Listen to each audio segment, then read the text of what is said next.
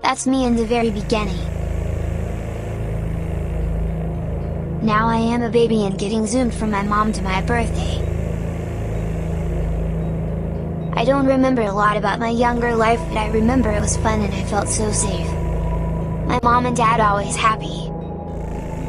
I guess my mom's sister was mad that my dad was so great, so she called the police and said he hit my mom. We were all reading and they came. I heard my dad yelling, "There's no way!"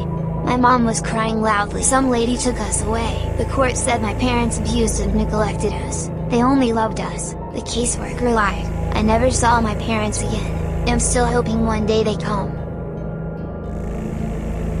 I am a victim of CPS and so are my parents. We need to find justice in all of this madness for all of us. It's not fair. Every kid I know has a mom and dad. I know they miss me. I bet they fight every day for me to come home. Don't get caught like us. Know your rights.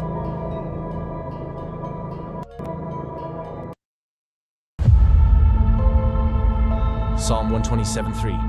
Children are a heritage from the Lord, offspring a reward from Him. This suggests children are a precious gift from God to be valued and cared for.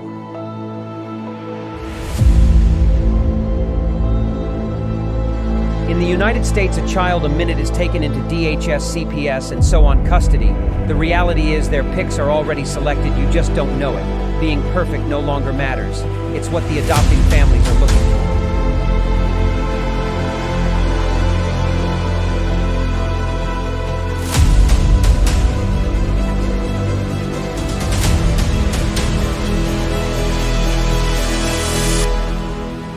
Who is it stealing the children, you ask?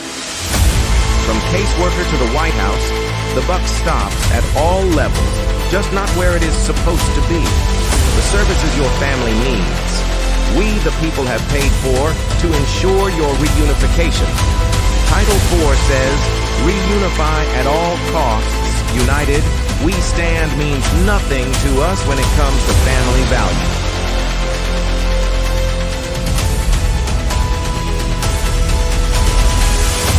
Children are being ripped away from their families. Parents are reverting to addictive behaviors to cover the pain. The trauma caused by child removal is just being recognized, and the results are atrocious. Termination of parental rights is not healthy for anyone, just profitable for the people enforcing the line.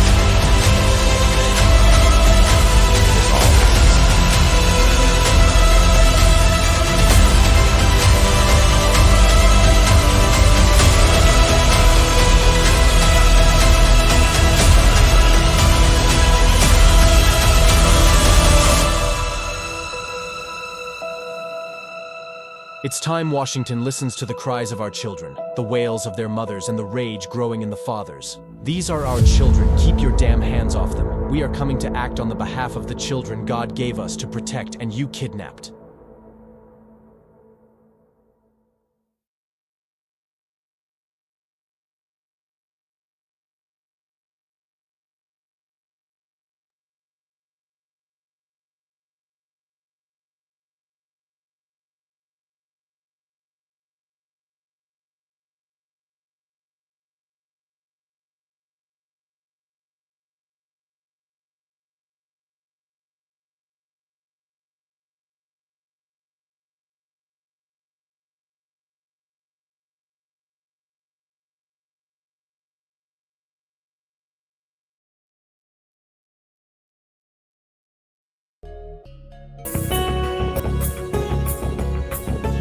States are balancing budgets on kids. Only 12% of the kids taken will be reunified. Title IV funding is being riveted with fraud.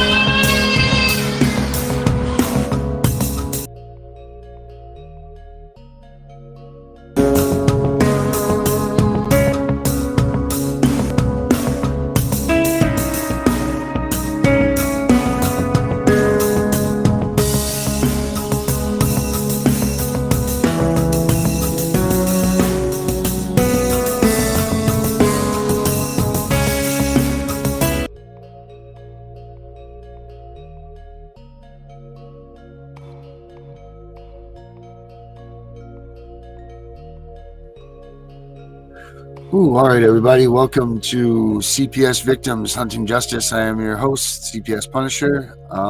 Man, this world is fired up right now with everything that's going with the child trafficking. It's like everybody's attention to what's going on. You know, there's been a ton of us that have been trying to get people to be aware, and maybe it's taken a superstar in the news to how I guess we get them there, as long as we get them there. And people are starting to pay attention to this horror. You know, the number is 86% of the children that are found being by this number comes from the United Nations. It comes from CPS. The children have been passed through the system somehow. They've been lost. No one's left to find them because their real parents don't know where they are. This is what's been going on. You know, each state has anywhere between 500 and 1,500 kids a year that they lose through the system's cracks because no one's paying attention to them.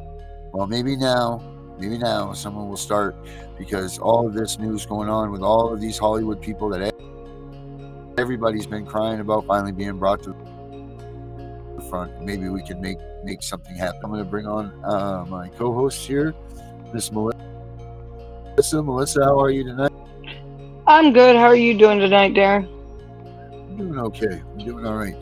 I mean, do you hear all of this news about the P. Diddy stuff and how all these kids from Hollywood are coming out and they're screaming and they're saying that they were all, you know, taking special interest to, if you will, when, you know, they were trying to, you know, make their way up through the top of being a celebrity, you know, as kids. You know, there's all kinds, and you know, a lot of these kids that they're going to find from these sex parties and things like that that we're finding out about them, they all come. I mean, you know just as well as I do, Melissa, that there are so many kids that just fall through the cracks of the system that they're not even keeping track. Yeah, and not only that, you know, actually, my friend Jill patched into our show last night. Then this morning she calls me. She says, Melissa, she says, it's crazy. Everything that you guys was talking about. Oh, there goes the government taking you out. They didn't want you to hear what you had to say.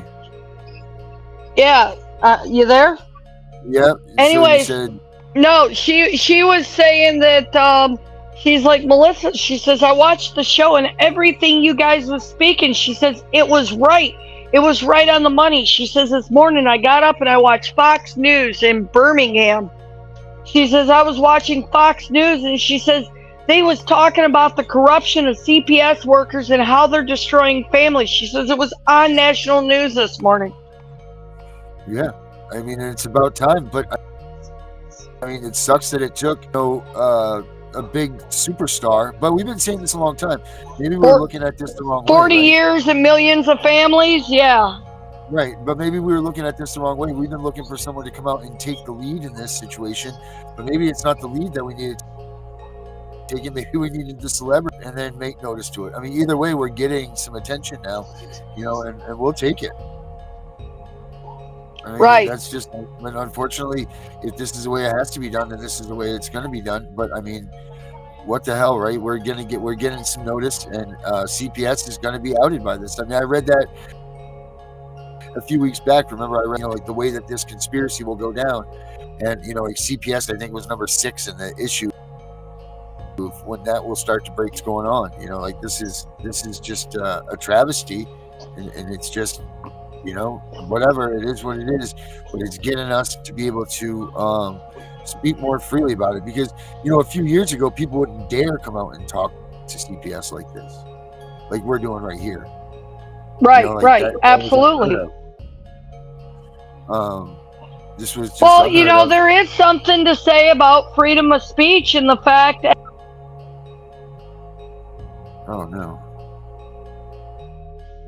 some of the freedom of speech things, I think that we now get to more exercise. I think we have, you see the people on TikTok that do constitutional audits, and they go to these courthouses and they go to the police departments, and they voice their right of association. They voice their right to speak. They show that they will not just give out an ID because a cop demands it.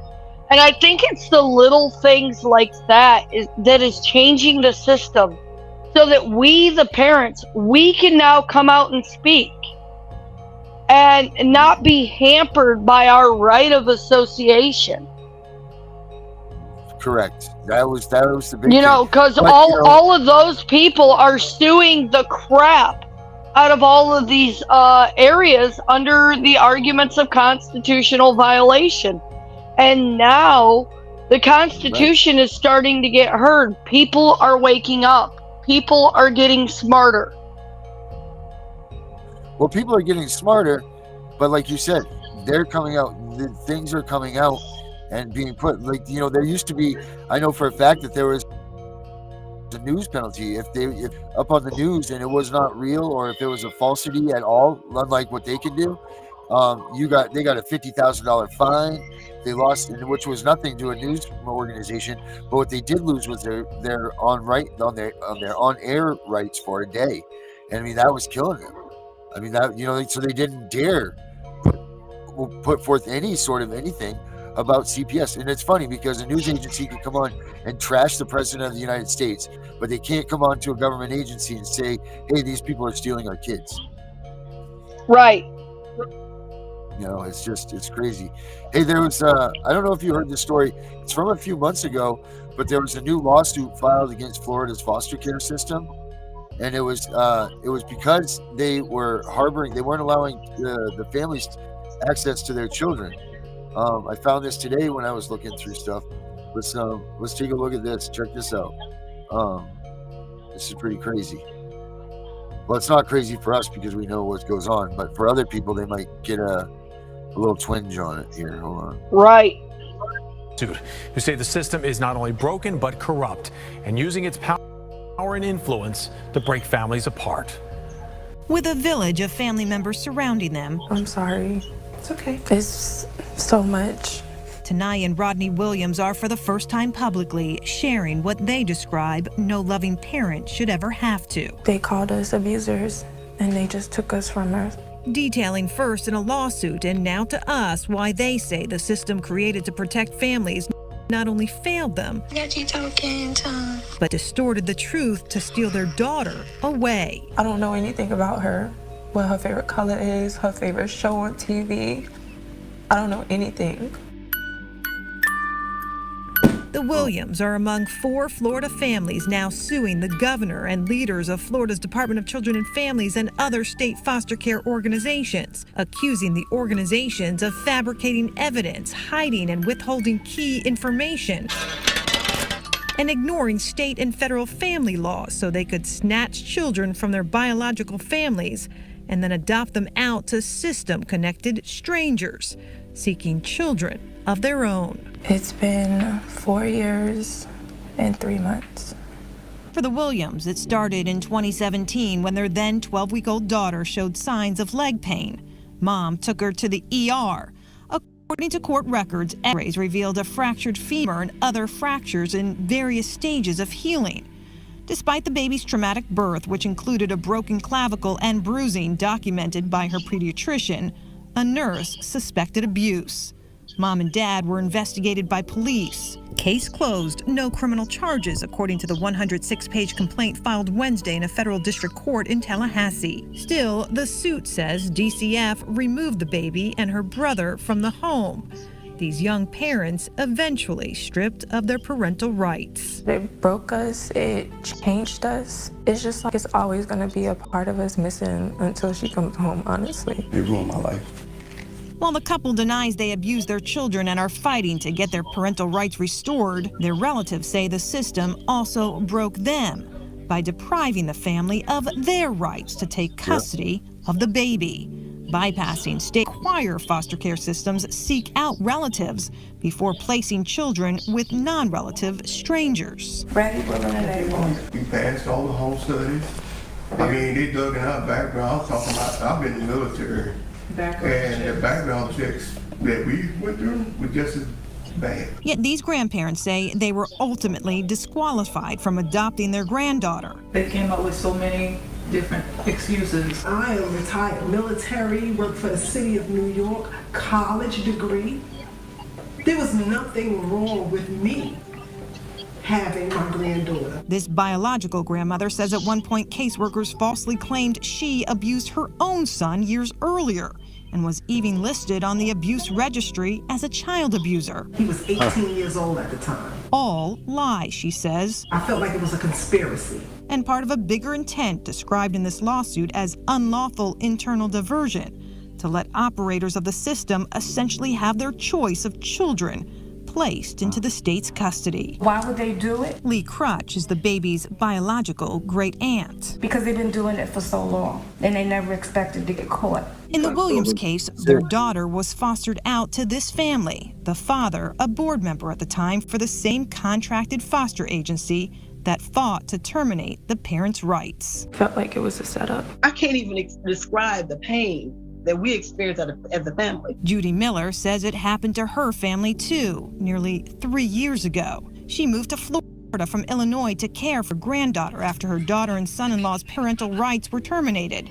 While the parents deny they did anything wrong, Miller says she was one of 8 relatives ready, willing, and able to take custody, but rejected. They did 2 home studies, and they both were approved. According to this lawsuit, Miller's bond with her daughter was too close. So instead of family, her grandbaby was placed with a stranger. System connected, the complaint states. You can't write off the whole family, though. Same for this family, whose daughter won't grow up with her half-sister because DCF, against committee recommendations to keep the baby with family, instead placed her with a non-relative. Foster system connected. She was a pretty little blonde-haired, blue-eyed baby.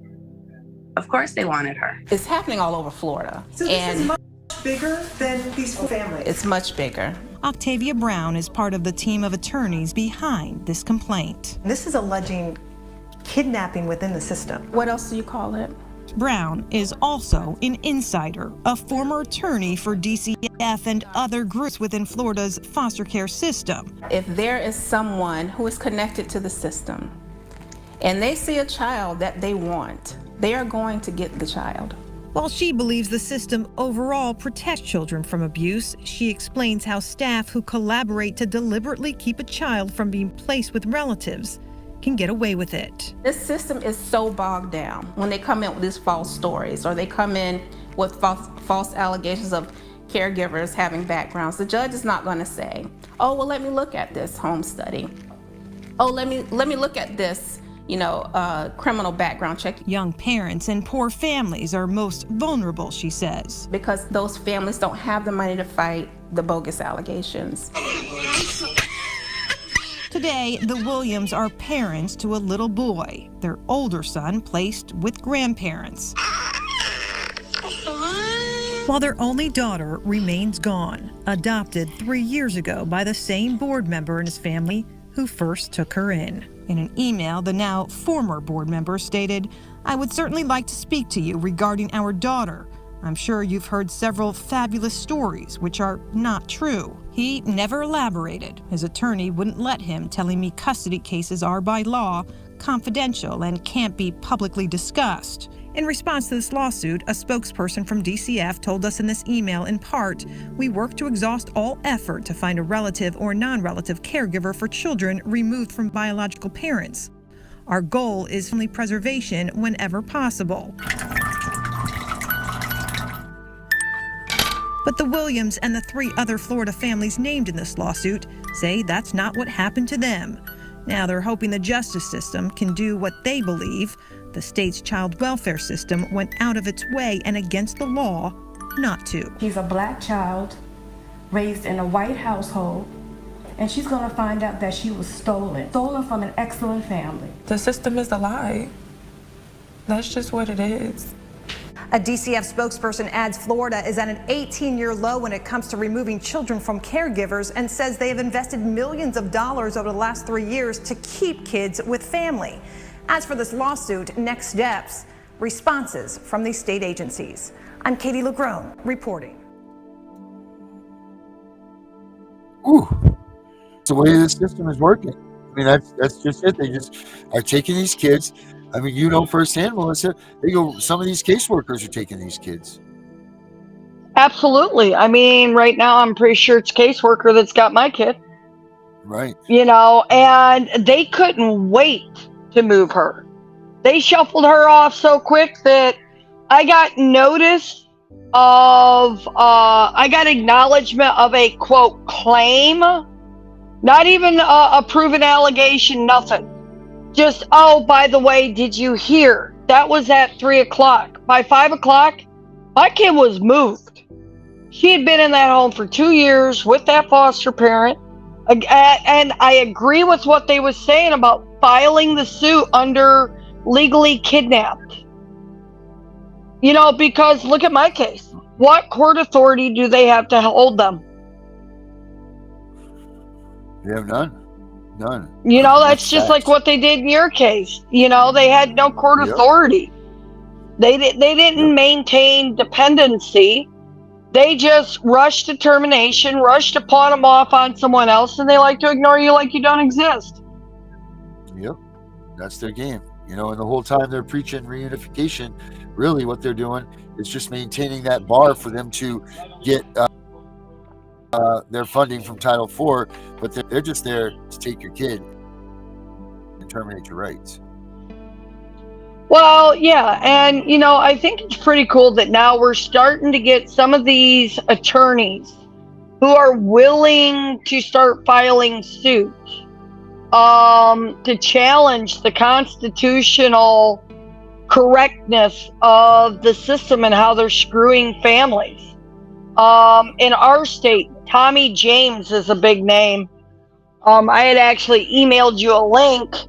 That's one of the big cases where they're taking, in our state, the Department of Justice ruled that there is abuse in our system in Alabama, okay? And what they're finding is that they're taking kids from loving homes, especially the older kids. They call them level 4s. And what a level 4 is a kid that they consider to be a runaway, a violent risk, or a suicide risk. Okay? And they're cramming all of these level 4s into our nut wards. They're not schooling them. They're not giving them counseling. They're not doing anything to better these children. They're just storing them behind razor wire like a debtor's prison. because that's what they did with my daughter. And that's where my daughter got beat so bad that she ended up with a brain bleed from it. That's right.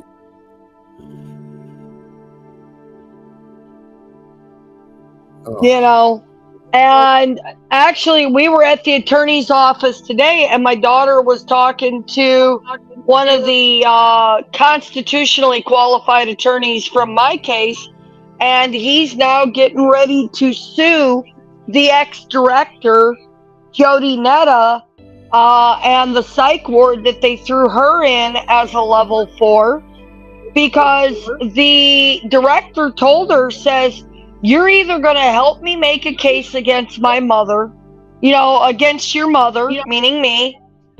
She says, otherwise, what we're going to turn around and do is we're going to turn around and keep you till you're 24 years of age. We're going to deem you mentally incompetent. So you either help us, the state, make a case to TPR the rights, because they didn't have a case. Right. So, you know, they either wanted my daughter, who was old enough to speak, to help them scheme up a case against me, or they was going to directly take it out on her. They told her they would get her a car, they'd put her into independent living, they'd let her get her GED, they'd hurry up and emancipate her from the system. She just had to help them make a case against me. Jesus almighty. Your own kid against you. That's just terrible. I can't even believe that they're allowed to do that. You know, like, how far are they willing to go to tell a story against one's parent? And then these things, you know, like, they're going to believe a child and their story. Well, that's just it. They don't check the accuracy of it, because the worker backs them. Therefore, it must be the truth. They are a government official. Right. And we're just the lying sack of shit parents. That is the truth. That's how we're perceived, and that's how they push us off to the public, and that's why we can't get people out there to join this fight with us, you know, because everybody is so pressed and made to feel like such a low life that they're not even willing to get in this thing with us, you know. But you know what? When you go through and you read case law, because you know, I know, me and you read a lot of case law. You know, there is case law from every single state in our country that straightforward says that CPS lies and deceives and commits perjury to make their case, and it shall not be upheld by the Supreme Court. Because I've looked up the same case law in all the different states, you know, different family, different year, but the same argument. Yep. I've looked up 2 to 3 to each state to see if it was a pattern, because I was looking at something that may be able to be done on a national level. It was kind of a little side project me and Kim was working on to see if there was a way to go after them as a whole, based on the fact that it is a country-wide Supreme Court ruling that they are lying and deceiving with the intent to defraud the system for the purposes of stealing children. Right. And that's not what Joe Blow America thinks is happening. So they don't care. They don't say anything about it, because they think that, as we would have thought, that here comes America to the rescue. You know, America, here we come. You know, that's what I thought anyway. Well, I mean, you like you've said, how many times have you said, until I was in that position, I thought people tied up in the state were horrible, nasty people, until it was me there. Yep. Yep. And with the way they did it, with the way they did everything against you, it's almost like they applied the criminal case just as an excuse to steal the kid. Right. And that's what, I mean, that's what, you know, in my case, in the substantion that they did against me, it says we are not able to put in words the reason that we found how we came to this decision. We can't write words how we came to this decision. And I'm like, wait a minute, that either means I'm such a terrible person that there's no words in the English language, or two, there is no anything in the English language because I didn't do anything wrong. You know, like that's well, maybe they didn't know how to look it up in Elvish. Yeah, they didn't know how to do something. Maybe they needed to look it up in Pig Latin. Exactly what it was. You know? It's just so ridiculous. And they're getting away with this all the time. Every day they're lying. I mean, they're stealing a child a minute that never gets to go home and see their parents. They're stealing a child a minute. They get away with this all the time. Well, and it was just like I was speaking to the retired attorney earlier, and we were discussing the statistics of the children stolen and the children removed. And I told him how me and you have done a lot of like deep dive on a national level research into how many kids are really stolen, where they go, what is the funding, what is the increased suicide risk, how many of them get trafficked. And at the end of it, he says, well, I don't know where you get your numbers from. He says, but I think the problem is much greater than that. He says, I've worked in family law my entire legal career. He says, and I believe that it is much bigger than that. Yeah, it is way bigger. Hey, everybody, Carrie, about time they noticed, or it's a big distraction. Hey, if you guys are out there and you're watching us, put down what state you guys are from. That way we know what areas we're looking at problems. And don't forget to like and subscribe to this on YouTube. It's very important. I didn't realize the importance of it, but it is. If you could just write down what state you are in the chats, that would be really huge. And don't forget to like and subscribe to this. Melissa, the video that you sent me, you want to play that? Did you want yeah, if you want to throw it up, I emailed you the link. I don't know if you could pull that up, and because that talks about the actual abuse to the children in the system. Okay. That's attorney Tommy James right here in Alabama, and he's working a bunch of huge cases against CPS in this state. And this same thing is occurring in Tennessee. There's group homes where they're being forced to sleep on the floors. And there's, I believe there was like flooding or something to the extent of water coming in the doors. And these kids were sleeping on cots and the floors. And they were having to try to move them into like hotels and stuff, into like little cockroach inns and like the Nashville area and, you know, some crazy crap. So, you know, this is a video. Right. This is a video that shows more of the truth. You know, it's not parents abusing kids. It's the system abusing kids. That is a fact. That is a fact. And it's about time, like we said, that these news organizations start pulling this stuff up. All right, here we go. Let's see here.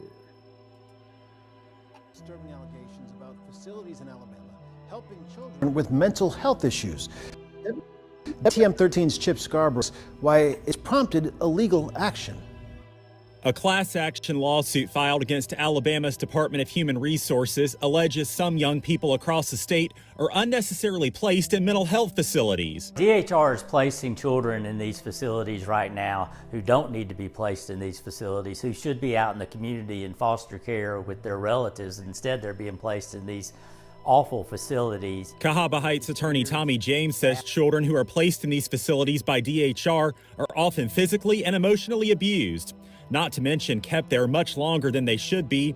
He represents a client who he says actually needed help but was driven to doing the unthinkable. He was beaten by staff numerous times, beaten by other peers there numerous times. In fact, in one stretch over about 10 days, he was beaten both by staff and by his peers so many times that he tried to commit suicide, tried to hang himself with one of his shirts, and thankfully that failed. Attorney Tommy James says, unfortunately, this is not a problem that's exclusive to Alabama. He says it goes on nationwide.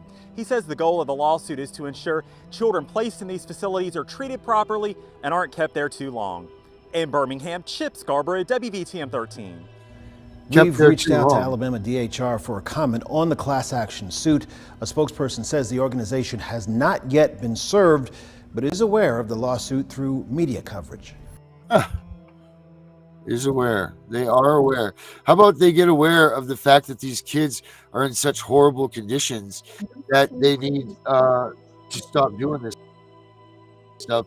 Maybe they need to taking kids out of their homes so quick, and maybe they should start giving parents a little bit more benefit of the doubt of what's going on. I mean, that's the reality of what's going on here.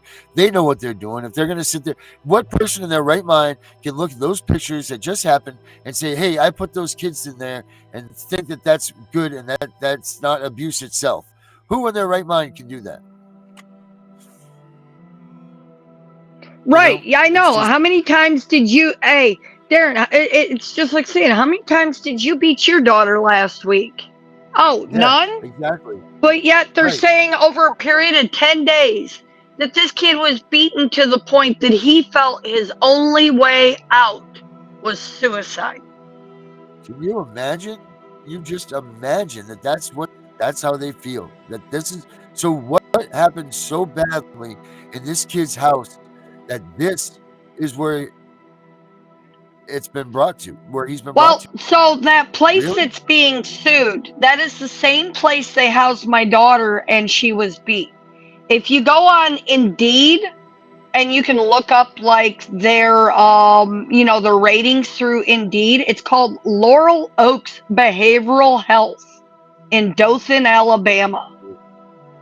Okay. Their own staff members throw them under the bus, and they talk about the abuse of the children.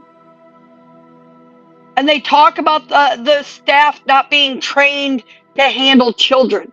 They have 2 long-term wards.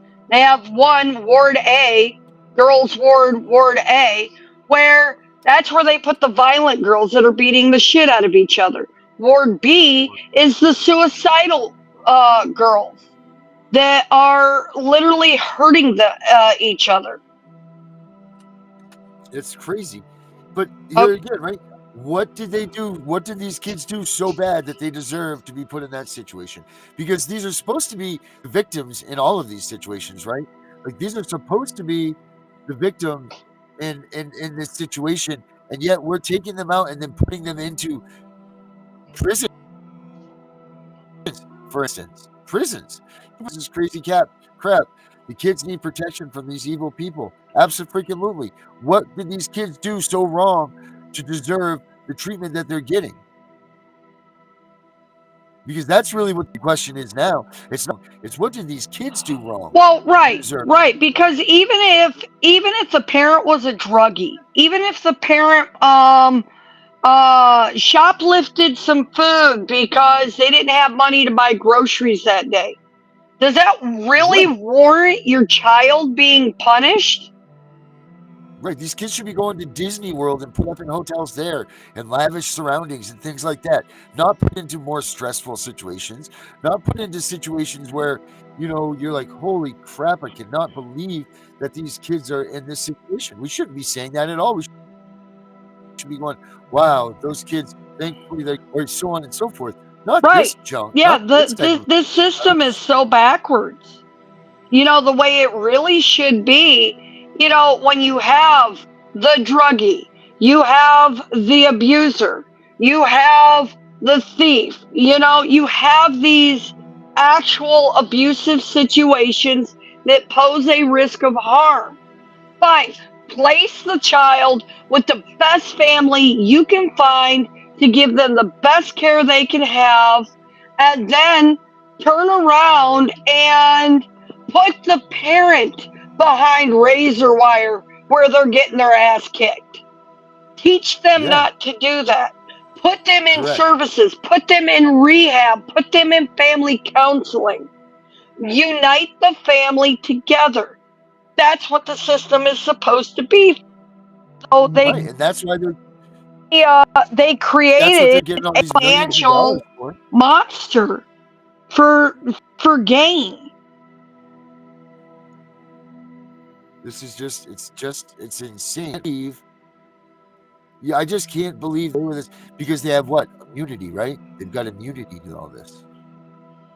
Yeah, and that's what Yancey was talking to Sarah about earlier today, while he was talking to her about her ability to sue the system, and how because he's like, well, look, he says, because of what happened to you in Dothan at Laurel Oaks, he says we could sue them in their own county. I said, yeah, but I said, that's Hudson County. It's a small county. I'm sure this facility contributes a lot of financial funding.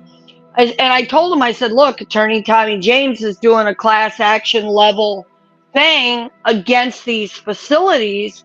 I said, so with that being said, maybe we're better off just jumping into the federal court to where they're already aware of the situation, and we're not getting Peter, who's paying Paul to protect his own ass out in Podunkville. Right. Yeah. I mean, the funding, it's just, they're giving so much money. They're giving so much money that they have forgotten about what the money was for. It's not for the kids anymore. This is for them to grease their own pockets. That's what they all think. It's for the caseworker to get the new car. I'm getting around and I'm not trying to offend anybody, but like a Honda Accord or something, like some sort of, older car, or a Chevette or something, you know what I mean? Like, caseworkers always have these nice new cars, right? Like, so how is caseworker on a $24,000 supposed salary buying, they're driving around a Mercedes, and they're driving around. Oh, you mean 24,000 plus commission? Right, exactly. Like this money. Yeah, the supervisory commission that they get for supervising the amount of cases. Therefore, the longer the kid stays in the system, the more money they get, the nicer the car gets. Right. And I love how these caseworkers, they come out and they give you your reunification plan, and on there they put 1 year. Oh, so now all of a sudden you're a doctor. You're some sort of, you have what it takes to make these decisions. You have the credentials to go ahead and my child and my family, after a 15-minute visit, and after you sign a safety plan, to tell me that's going to take 1 year for us to heal? Perfect. I mean, I would have been happy with that if they would have came to me and we would have went to court and the judge would have slammed his gavel down and say, okay, Miss Hara, you have 1 year to do parenting classes, counseling, group counseling, family, whatever, kiss my ass service, go blow the judge service. I would have been happy with that. Okay? Right. What I got was a judge that said, no, I will never hold court again until your daughter, who almost died in the system, agrees to come back and go back into that same system as a level 4. Wow. So I would have been happy with the judge, saying bribe me in the back room or something. But I didn't get that. So at our last ISP meeting, the new supervisor, this Shakira is her name, Shakira Kyles. She's like, well, typically visitation increases are assessed by the court, and that's done as you're meeting your goals through your reunification case. And I said, okay, I said, can I set something straight here?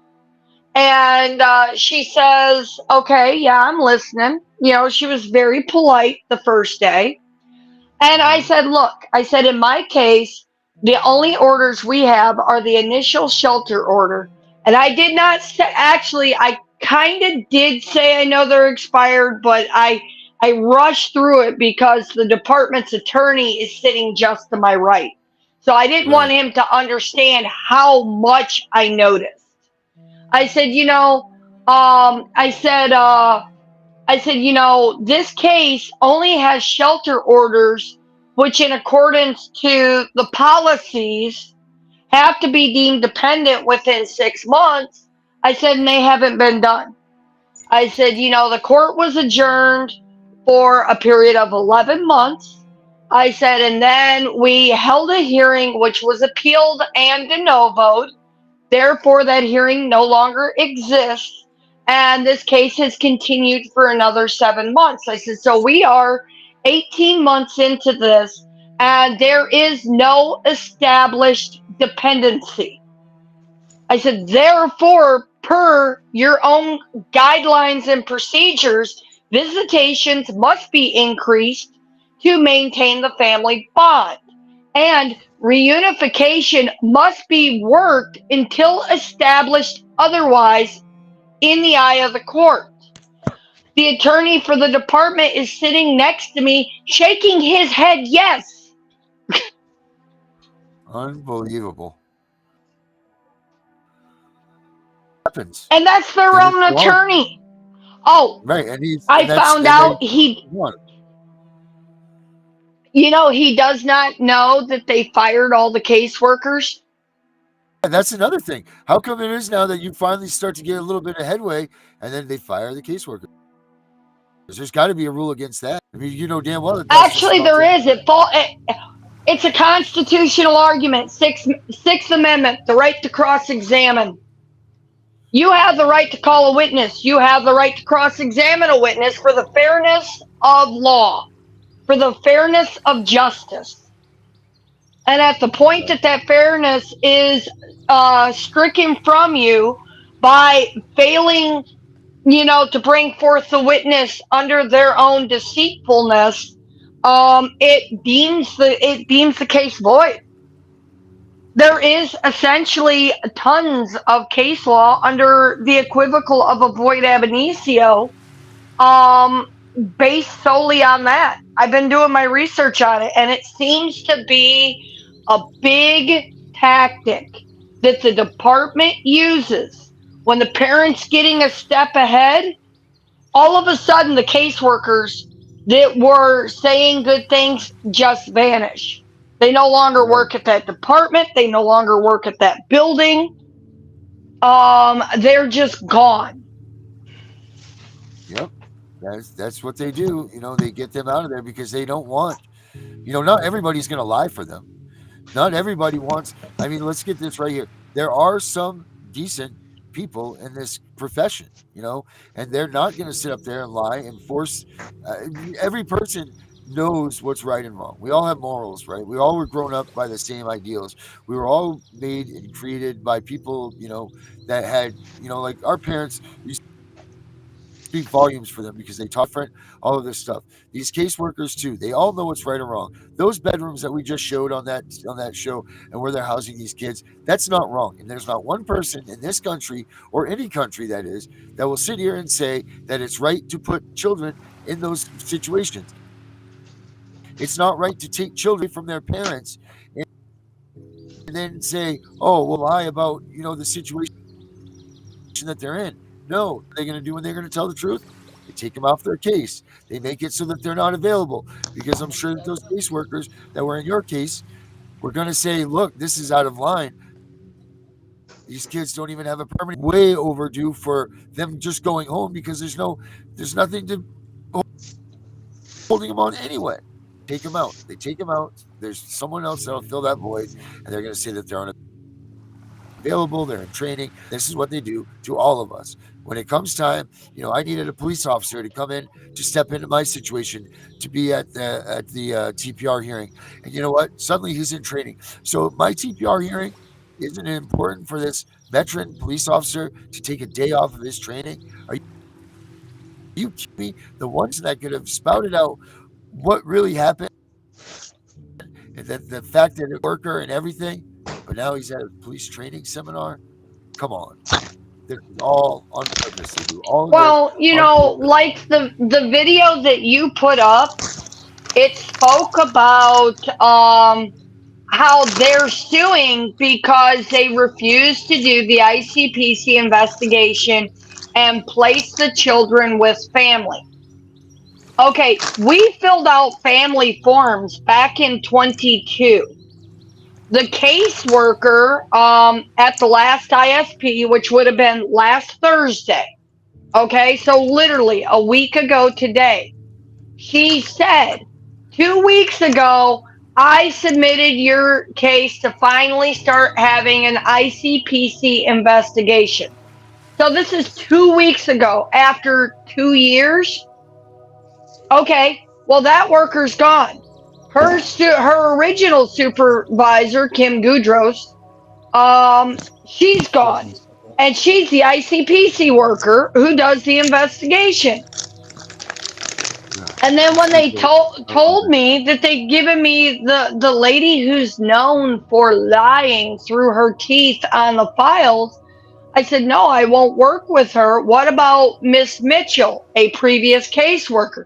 Oh, yeah, no, she's gone too. So now everyone's just gone. Oh well. Yep. And just sit in limbo and wait for now for a judge to just make a damn ruling, for a department to do their job, or just send them home. At what point are they going to stop holding these kids and it's time to just say, take them home? There's been long enough. You guys couldn't prove anything. You couldn't get anything done. Send them home. At what point? Right. There's got to be a point. This thing needs to be stopped. Period. Most of these people, it's 2 years, 3 years, 5 years. Send the freaking kids home. That's all they want anyway. All they want to do is they're just asking for their moms and dads. That's all they're doing. So what kind of abuse? It's just ridiculous. And as long as people aren't coming out and putting themselves out there and saying, hey, this needs to stop, it's not going to stop. As long as people aren't voting the right way, this is not going to stop. Things that are so simple that people can do, and they're not doing it. And this is what we ask for help from everybody. All little things that people can do to ensure that this doesn't go on, because this in itself is abuse and neglect. Right. Really and if more families would stand up against the system and take the arguments to the right courts, we might be able to start changing things. But it's going to take a hell of a lot more 1983 filings than what we currently have. It's going to take parents willing to come out of the shadows, willing to stand up for their family. It's going to take fathers who have been chased away to come back and say, fuck that, that's my family. Because that's what they tried to do to you. They tried to chase you away, belittle you, break you down so that you would not fight to protect your family. They just didn't know who they were fucking with. Yep, that's the fact. They do. They come in and they immediately say, oh, the woman's been abused. Now, if you've been abused, then that's a good. If you haven't been, it's an awful thing. They force your family. They separate your family. They make it so that the man is obsolete, because it's the man's job to take care of his woman and his family. That's fact. And if you're not man enough to do that and stand up for your family and stand by them by that, then women, you should probably be getting another man, because any man should be there to protect his. They do first. They come in and they try to separate that. They try to break that first and foremost, so then they can take the woman and they can, tell her, they tell her, oh, if you get rid of them, then you can have your kid back. It's all lies. They lie. And at the end of it, now the woman's pushed the guy away. Now he's scared to death running. He doesn't want anything to do with this because she's been put through a ringer. You have kids that are sitting there crying.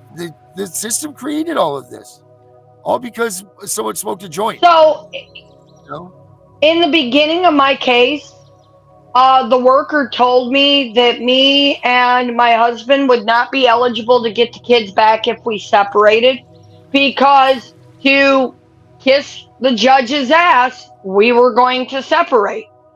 So during the ISP, she says, well, how can you prove that you are a stable household if you two separate into two separate homes?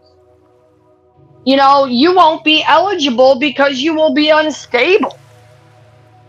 So we stayed together, and that was the director. It wasn't like it was just, the low-level caseworker. This was the director of the department. Told us that we had to stay together in order to be stable to get the kids home. So we stay together. We fight this together. Now they're saying that because I stayed with him and I did not separate, that I now do not qualify to get my kids home. And that I pose a risk of harm because I failed to protect. Yep, it's a freaking game. Just like that original director was telling my daughter Sarah that she needed to speak out and say that my husband was sexually assaulting her. Right. That's the kind of allegations they wanted my daughter to say in order to get a car, to get an apartment in a transition home, to get emancipated. They wanted her to call him a pedophile and to say that he was assaulting her. When she says, wait a minute, he's been the best father I've ever had. He might only be my stepfather, but he is better to me than my own dad. I'm not going to do it. They told her they'd keep her till she was 24.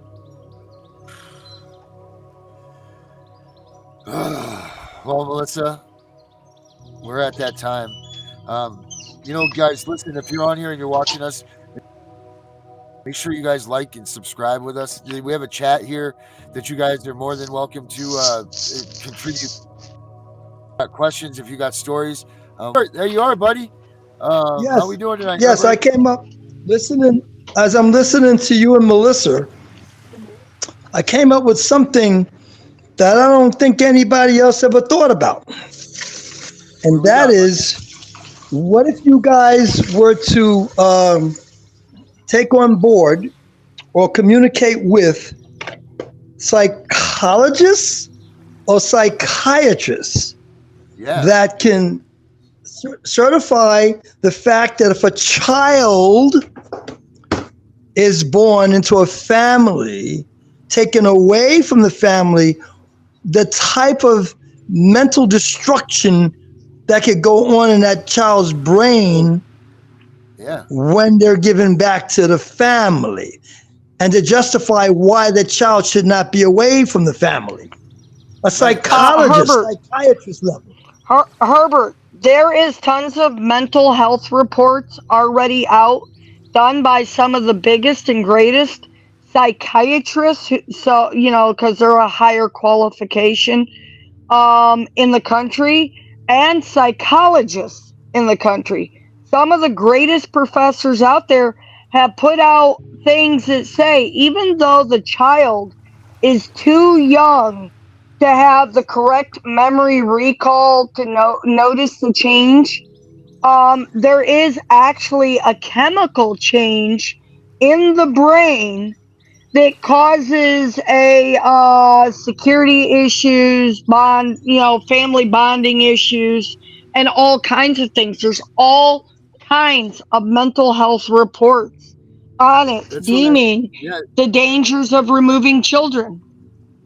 Yeah, that study that the University of Baltimore did, the harm of removal. That one's great, but I think that would be awesome for us to put on. We get a psychiatrist on here, and we need them to tell everybody, look, this is what's going on, and we need you guys to vote and vouch for this. Because people need to hear what this destruction is that's happening to all of these children. They need to realize that these children are victims, but they're being victimized for being victims. I'm bringing that up, Darren, to say that you take that psychiatrist or psychologist with you to court to prove to the court the damage that's being done and why the child should not be away from you. Or in cases where the child is taken away, you don't have visitation. Absolutely. Why you should have visitation. We have 3 of those doctors come to my court case. We have mine, we have my husband's, and we have my daughter's. And they all come to the court. And I have a psychiatrist who I have retained as a professional to study the reports of the lower psychologists, so that he can speak as an expert witness to second the opinion. So yes, I'm already doing that.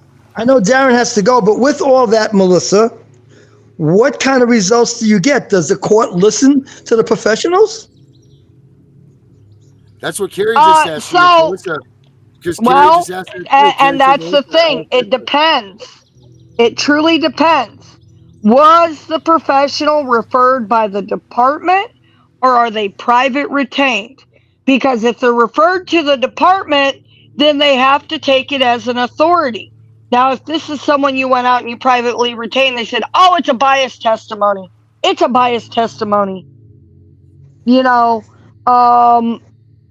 so in my case, my psychologist was privately retained, but there was also a referral from the department. On the other hand, they tried to call him a lying professional, but they tried their damnedest to trip him up and they couldn't do it. So really, it depends on how they're obtained, and there was definite notice taken. And we now have 3 reports by 3 different professionals that all say the same thing. There's no harm, there's no risk, there's no foul, and what the hell are they doing? And on the 18th, when I go back to court, these professionals will be there to speak again. So, yes, the reports, I have read so much case law in my state where one bad doctor led to the termination of a family. And the Court of Appeals overturns it, saying, look, you're taking the advice of the one bad doctor referred by the department when the mother has these 9 doctors that say otherwise. And the cases have been overturned just with a good doctor. I've seen them overturned. Something else. Okay, Carrie has a question. Have you seen her question about, isn't there a board for CPS? People that will make policies and their rules? There is. There's a board of overseers, and that's run by a collaboration of government officials. You know what? We'll look into that a little bit more. All I know is the board of overseers. How about you? It's typically ruled on in the bills set forth by your House of Representatives. Right. So they will vote in a bill, and that bill will be broke down into statutes, and then those statutes will be amended into the department's policies.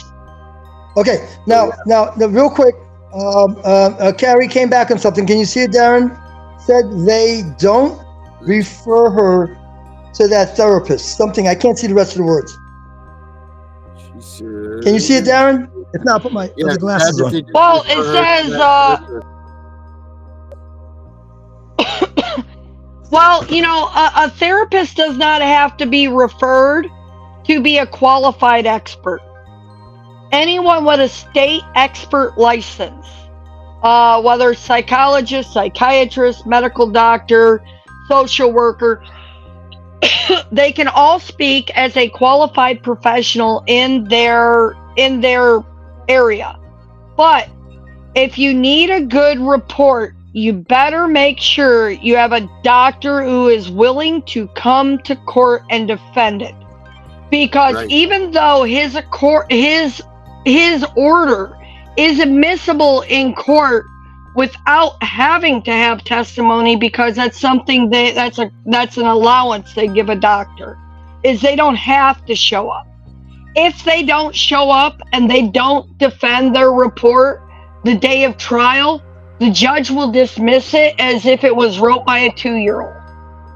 So, yes, medical professionals of all types are very important to use to prove your case. Well, how about this one? And if they have a professional that calls you a piece of crap, you need to go hire your own professional or 2 professionals to say the exact opposite. Look I had a friend of mine that had 3 kids, 2 kids especially, but 3 that said, listen, wife, you kind of thought things were off. You finally got a medical test, proved that those kids weren't So he had the medical test. He had the father of the kids that finally came out and said that they were his kids.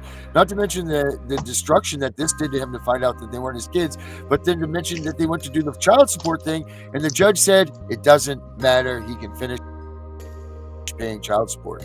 But it's a shooting corral when we're on these courts. But guys, we got to get out of here tonight for our time. So I want to thank everybody for coming in. I think we just handled our last. So guys, thank you guys so much for coming in. Melissa, do you have anything last that you want to hey, what I'll do is I'll talk to Dr. Hill, since he is a professor of psychology. He's not just a doctor.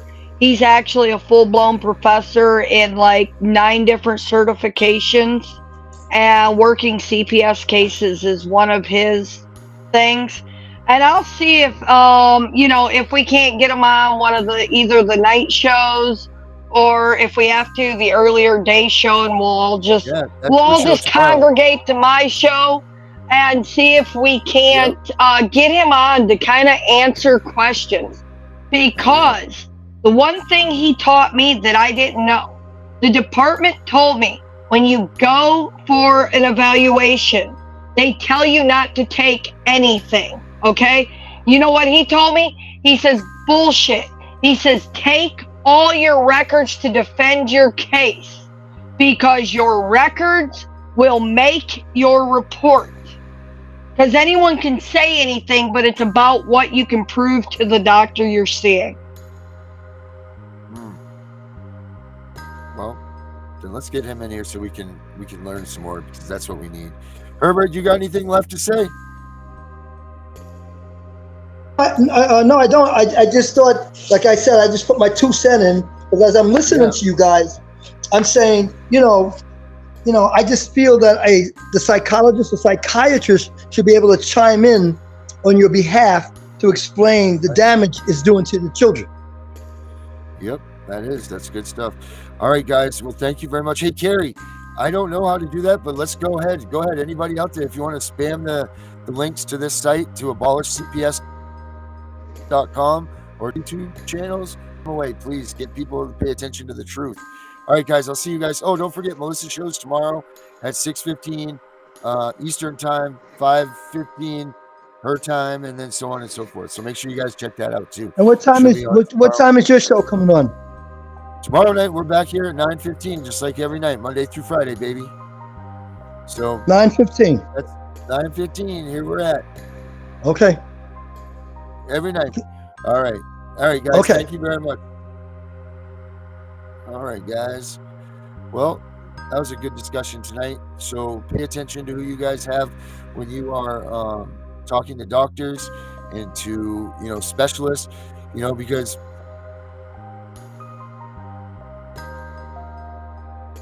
like Melissa said,